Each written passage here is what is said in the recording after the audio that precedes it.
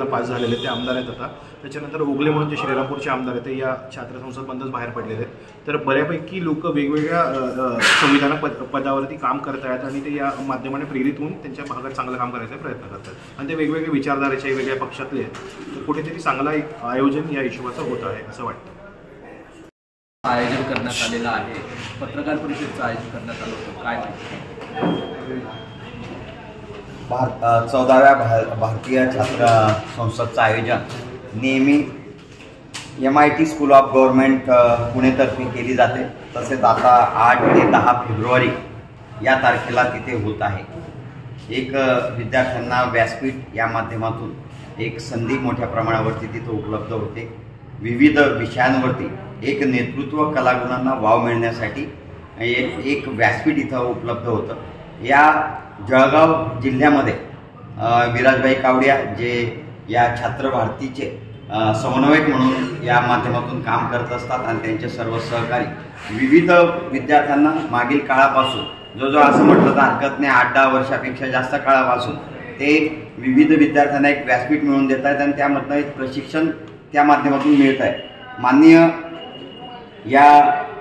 याला तसं पाहायला गेलं तर त्या दिवशी 8 फेब्रुवारीला उद्घाटक म्हणून कामगार आणि रोजगार युवा कल्याण मंत्री जे आहेत डॉक्टर मनसुख मांडविया हे येणार आहेत। त्यांच्यासोबत अमन गुप्ताजी हे प्रमुख पाहुणे म्हणून आहेत आणि या प्रसंगी उत्तर प्रदेशचे जे विधानसभेचे सभापती आहेत जे सतीशजी यांना आदर्श विधानसभा सभापती पुरस्काराने सन्मानित त्यावेळेस करण्यात येणार आहे। आणि समारोपाला या राज्याचे मुख्यमंत्री माननीय फडणवीस साहेब आणि राज्याचे क्रीडा युवक कल्याण मंत्री आपले दत्ताजी भरणे साहेब या कार्यक्रमाला उपस्थित राहणार आहेत। तसंच विधान परिषदेचे सभापती प्राध्यापक राम साहेब शिंदे, मध्य प्रदेशचे विधानसभेचे सभापती नरेंद्रसिंह तोमर हे उपस्थित राहणार आहेत।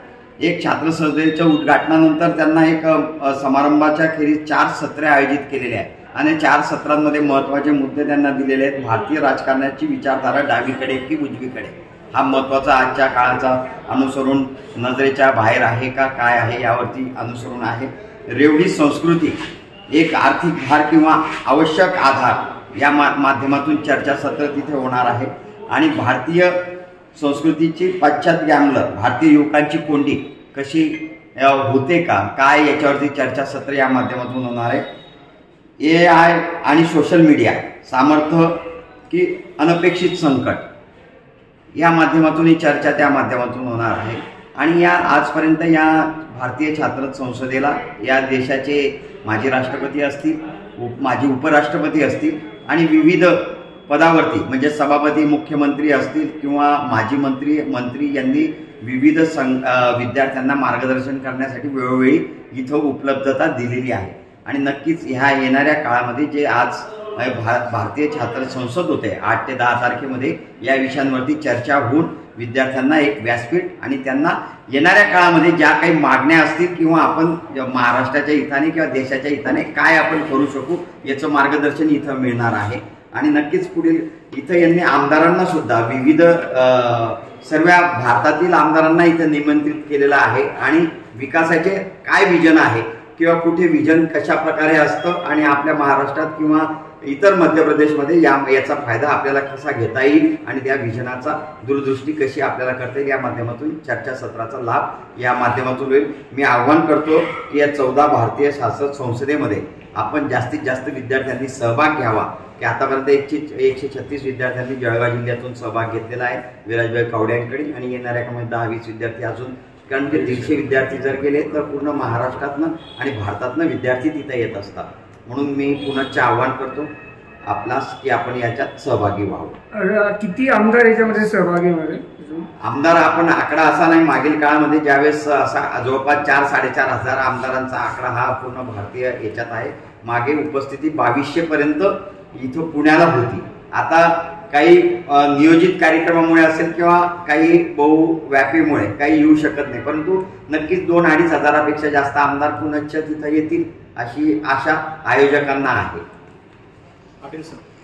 तेव्हापासूनचा माझा असा अनुभव आहे की ज्या युवकांना राजकारणात यायचं असेल त्यांनी पूर्णपणे भारतीय छात्रच असू द्या किंवा स्कूल ऑफ गव्हर्नमेंट MIT इथून ट्रेनिंग घेऊन जर आले तर त्यांना भारताचा विकास किंवा महाराष्ट्राच्या विकासासाठी हे छात्र संसद जी आयोजित केली जाते याचा खूप खूप फायदा होऊ शकतो. म्हणून विद्यार्थ्यांनी जास्तीत जास्त भाग घ्यावा अशी अपेक्षा आहे. विराजभाई काय सांगणार या ठिकाणी 14वे भारतीय छात्र संसद ही आयोजित करण्यात आलेली आहे, कसं नियोजन असणार?